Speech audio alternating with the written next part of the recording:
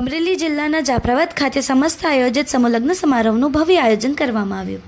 જાફરાબાદમાં 14માં ગામ સમસ્ત સમૂહલગ્નનું આયોજન કરવામાં આવ્યું હતું, જેમાં 10 નવદંપતીઓએ પ્રભુત્વમાં પગલાં પાડ્યા હતા. જાફરાબાદ ગામના સમૂહલગ્નમાં હાજરી આપતા દેવેન્દ્રદાસ બાપુ ડેડાણ, આર્યન ભગત સાળંગપુર, ધારાસભ્ય Shri Hirabhai Solanki, town police PSI, ગ્રામ પંચાયતના તમામ સભ્યશ્રીઓ, ગામના તમામ આગેવાનો, વડીલો તેમજ તમામ સભ્યશ્રીઓ તેમજ આજુબાજુ ગામના સરપંચો તેમજ આજુબાજુમાં અધિકારીશ્રીઓ ઉપસ્થિત રહ્યા હતા. ઉપસ્થિત તમામ મહેમાનોનું અને સાધુ સંતો મહંતનું સમૂહલગ્ન આયોજક કરતા દ્વારા ભવ્ય સ્વાગત કરવામાં આવ્યું હતું.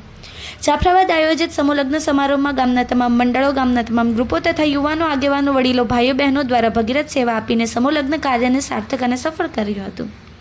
સમૂહલગ્નમાં જોડાયેલ પ્રભુત્વમાં પગલાં પાડનાર ગામની 10 બહેનો અને ધારાસભ્ય શ્રી હીરાભાઈ સોલંકી દ્વારા તમામ નવદંપતીઓને આશીર્વાદ આપ્યા હતા. મનહરભાઈ બારૈયા તમામ મહેમાનોનું સન્માન કરવામાં આવ્યું હતું.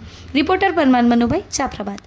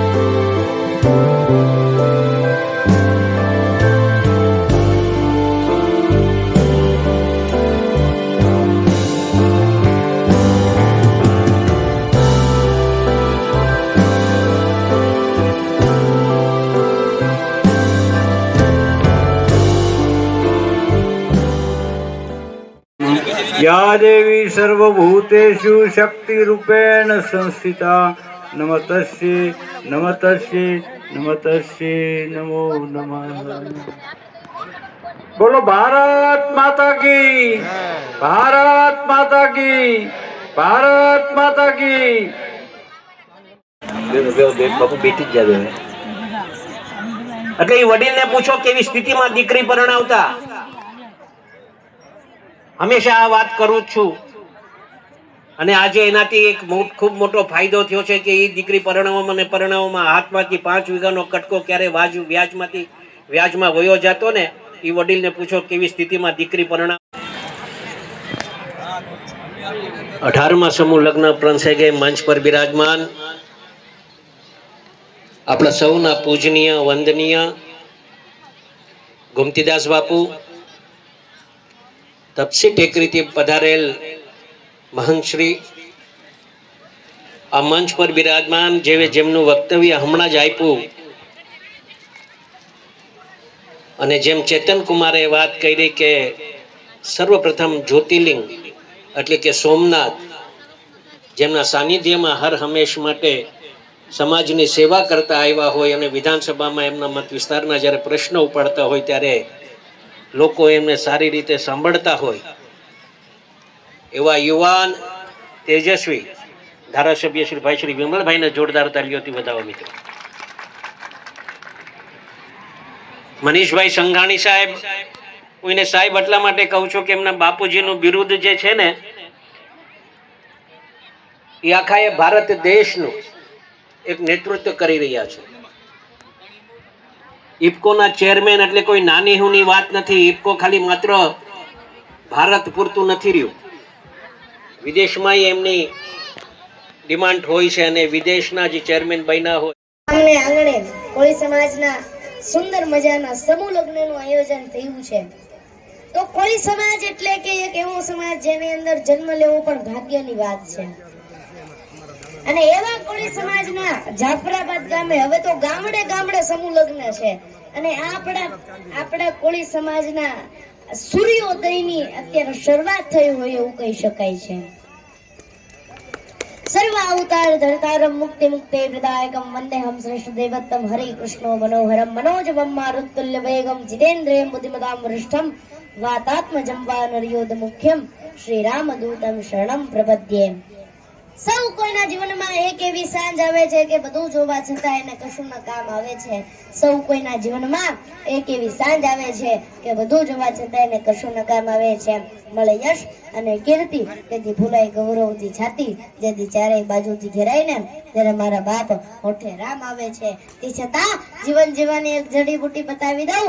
કવિરાજ કહે છે તે છતાં ખાતે સમસ્ત તળપદા કોળી સમાજના 14મા સમૂહ લગ્ન નિમિત્તે જ્યારે 10 દીકરી પ્રભુતામાં પગલાં પાડતી હોય ત્યારે એ દીકરીને વરવધુને હું ખૂબ અભિનંદન આપું છું. ભગવાનને પ્રાર્થના કરું છું કે એમના જીવનમાં આગળ પ્રગતિ હંમેશા માટે સારી રીતે કરાવે.